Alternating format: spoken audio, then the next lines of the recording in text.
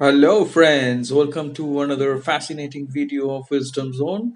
And this is Shubro. And I'm quite sure you have already guessed it. Today, I have the fourth part of 10 most useful phrasal verb for daily English conversation. I'm quite sure you all are eagerly waiting for this fourth part. So today again I'm going to discuss 10 most important phrasal verb for your daily English conversation. I'm going to show you how you can use this 10 most useful phrasal verbs in your daily conversation, which is going to change your overall communication and give you a new dimension to your communication. So if you haven't subscribed to Wisdom Zone yet, please do not wait and subscribe to Wisdom Zone and hit the bell icon and continue watching this video till the end, because today I am going to discuss again 10 most important phrasal verb which you can use in your daily conversation. So without further ado, let's get started. So as you see, friends, today we have the fourth part of 10 most important phrasal verb for daily English conversation. And let me tell you, before I go ahead and start discussing the fourth part, I have already completed three parts before, and the links of those three parts are given in the description. So if you haven't checked them, please go through the first three parts, especially it is an earnest request to new viewers that's going to help you immensely to understand what exactly is a phrasal verb, and you will learn 30 important phrasal verbs which you will find in the previous three videos, right? So before I move forward, I would quickly like to discuss about a phrasal verb, especially for the new viewers. Let me tell you what exactly is a phrasal verb as you see on your screen.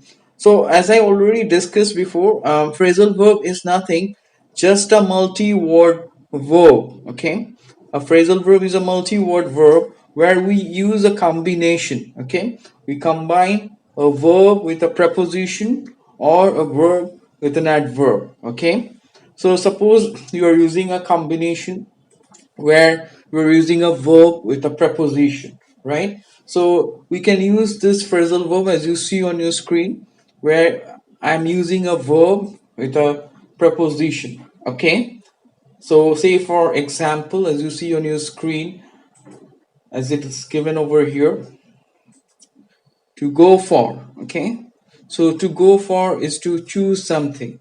Okay, so it is also a phrasal verb that means to opt, right? So where I'm using go and for, right? That means I'm using a verb along with the preposition, right? So again, we can use verb plus adverb also. As you see on your screen, it's given how we can use verb plus adverb. Okay, this combination, as you see, the example is given go away. Okay, where I'm using a verb combined with an adverb. Similarly, we can use go on. So like this way, we can combine a verb with a preposition to form a phrasal verb, or we can also combine verb with an adverb, a phrasal verb, right? So that's the way we form a phrasal verb. I hope it is crystal clear now. So without further ado, let's move on and let's get started with the 10 most important phrasal verb for the English conversation part 4. So as you see on your screen, the first phrasal verb which we have for today, that is barge in. Let me pronounce it as you see on your screen.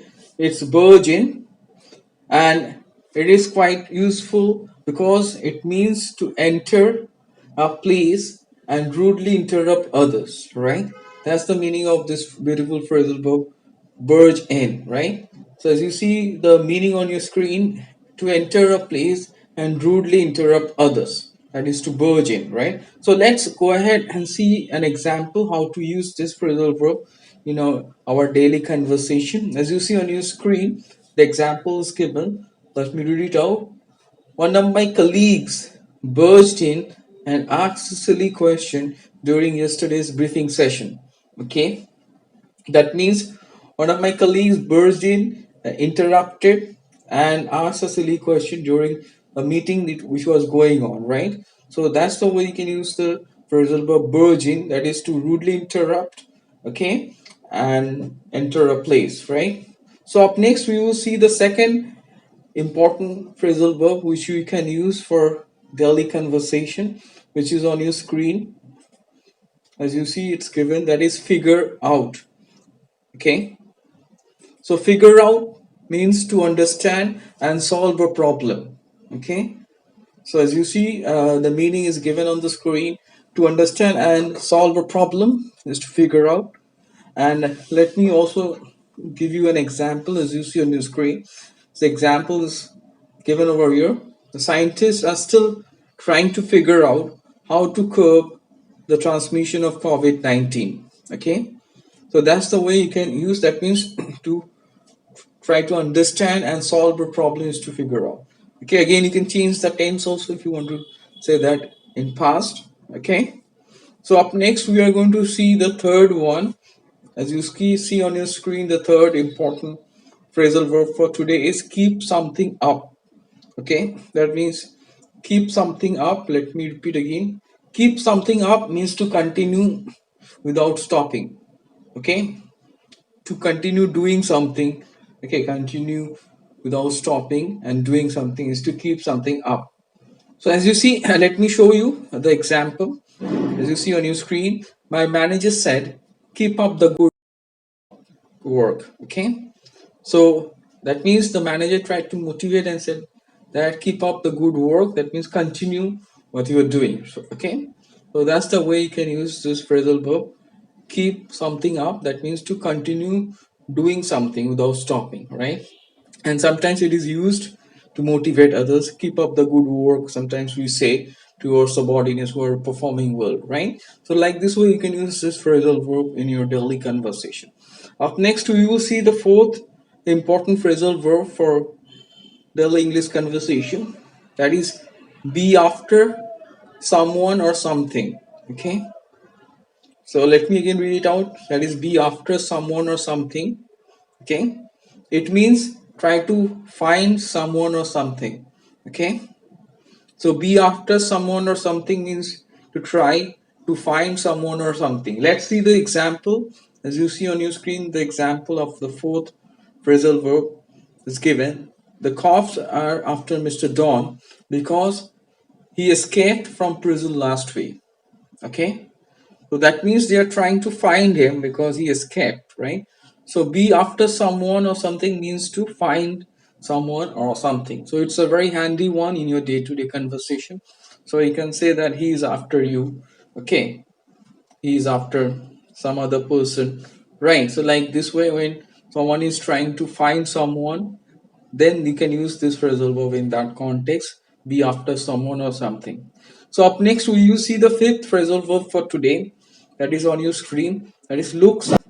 Okay, so look something up means to look for information. Okay, especially to find a particular piece of information by looking in a book. Okay, or maybe a list, or online you search some information, meaning of a word. Okay, in a book or a dictionary, or you can online also search it out, right? That is to look something up. Let's see this example, how to use it in your daily conversation. As you see on your screen, the example is there. Let me read it out. Sam did not know the meaning of protagonist.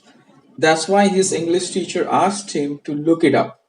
He was not aware about the word protagonist, right? He didn't know. So his English teacher asked him to look it up just to see the meaning. Okay, and find out what's the meaning. Okay, and asked him to look it up.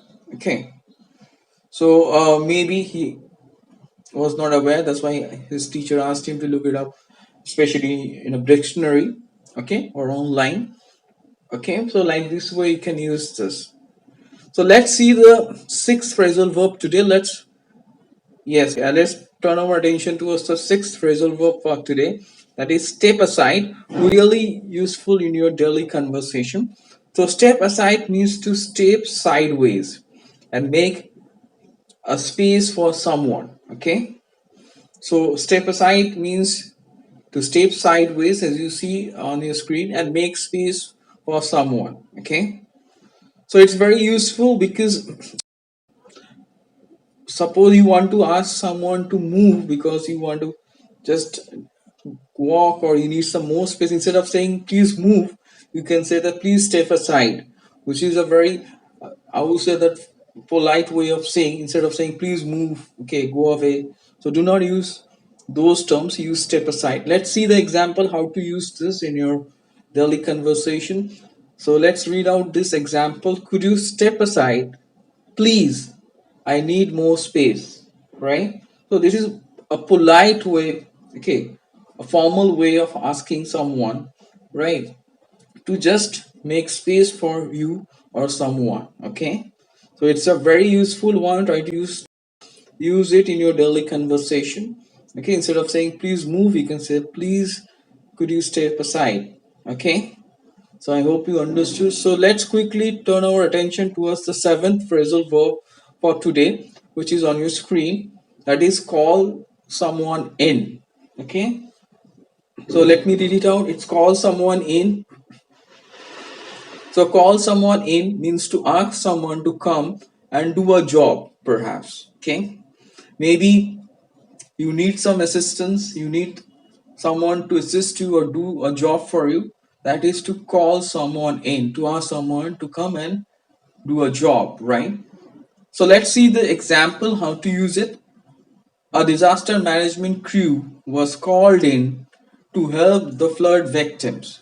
That means this crew was called to help the victims who were trapped, perhaps who were homeless. Okay, so they were called, okay, for help. Understood? So that's the way you can use to call someone in. Okay, means to ask someone to come and do a job or help. Okay, so let's quickly turn our attention towards the eighth phrasal verb for today, that is on your screen. That is decide on or decide upon. So decide on, or you can say upon also, both the same. um, yes, this particular phrasal verb means to choose or select. Simple. So let's see how to use it in your day-to-day conversation. As you see on your screen, one example is given. Let me read it out. I couldn't decide on which outfit to wear for tonight's party. Okay. So that means I could not decide on. That means I could not select. Okay. Which outfit to wear for tonight's party. Okay. So that's the way you can use it. Instead of saying select or choose, you can use this phrasal verb decide on. Okay. He decided on wearing that particular dress. So like this way you can use that in past also. Okay. As it's a phrasal verb, you can change the tense. So I am quite sure you will be able to use it. It's quite handy for your daily conversation. So up next we will see the ninth phrasal verb for today.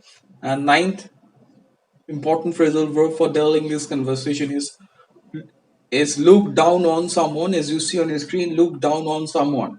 So look down on someone means to think someone is trivial and not worthy of respect. The word trivial means unimportant. Okay, discussed this one particular video on advanced vocabulary. You can check that. It's given in the description also.